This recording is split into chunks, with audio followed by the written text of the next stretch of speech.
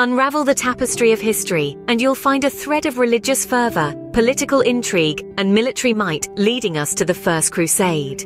At the dawn of the 11th century, the Holy Land was a cauldron of tension. Christians and Muslims found their faiths increasingly at odds, each laying claim to the sacred city of Jerusalem. Meanwhile, the Islamic world was undergoing political fragmentation, opening the doors for the growing power of the Christian Byzantine Empire. Amid this turmoil, a voice rose above the clamor.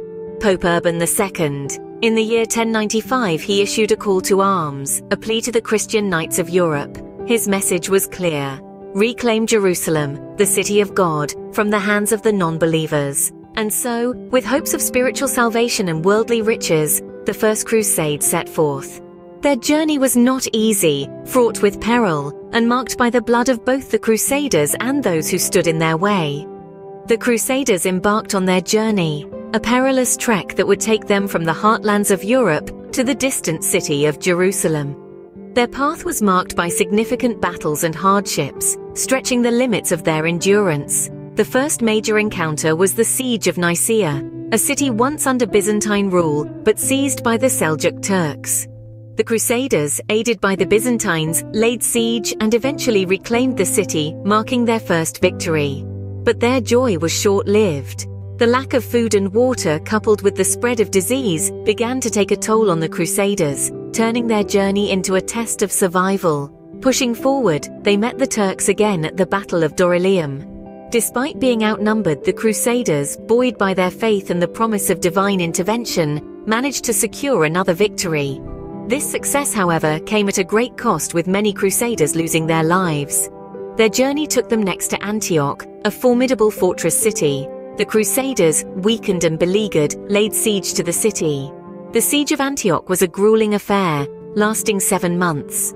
Against all odds, the Crusaders emerged victorious, but not without suffering heavy losses. Finally, after 3 long years, the Crusaders reached their ultimate goal, Jerusalem. The city was heavily fortified, and the Crusaders, despite their dwindling numbers, launched a siege. After a month of fierce fighting, Jerusalem fell on July 15, 1099. The Crusaders' joy was overwhelming, but their victory was marred by the slaughter of the city's inhabitants, a dark stain on their holy mission. With the fall of Jerusalem, the First Crusade had achieved what it set out to do, but the consequences were far from over.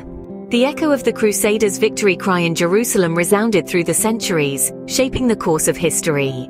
In the aftermath of the First Crusade, 4 Crusader states were established, marking the West's first significant foothold in the Middle East. The Kingdom of Jerusalem, County of Tripoli, Principality of Antioch, and County of Edessa, each had a profound impact on the region, creating a new cultural melting pot that blended Western and Eastern traditions. But the First Crusade didn't just echo in the Middle East. It acted as a catalyst, sparking a series of subsequent crusades fueled by the initial success. This religious fervor, once kindled, was difficult to extinguish, leading to centuries of conflict. The long-term impact is undeniable. The tension between Christian and Muslim societies escalated, shaping the course of geopolitics. It also influenced the Western perception of the East, creating a lens through which we still view these cultures today.